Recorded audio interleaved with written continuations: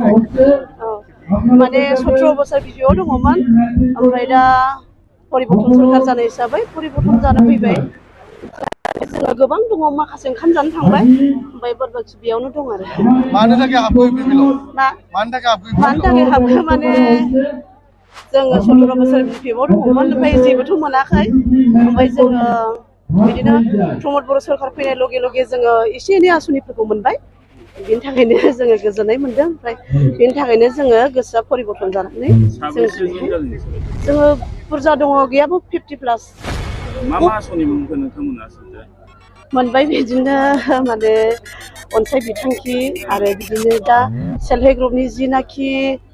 75,000 जेनाखि होदों ओमफ्राय बेखौहाय बाद बाखि मोनबाय ओमफ्राय बाद बाखि दंबायो आरो माखासे मोनथ'वाखै ओमफ्राय आरो मोननो गोनां दंबायो बेखौ आसा खालामदों आरो जों मोनगोन होननानै इउपिपिएलआव जयनिं जाबाय माबायदि मावलांनो सानदों माबायदि बिदिनो ज' जेनेबा मोजाङैहाय जोङो जेनेबा ज' बिदिनो ओंखारनानै मावलांनोसै जा हायो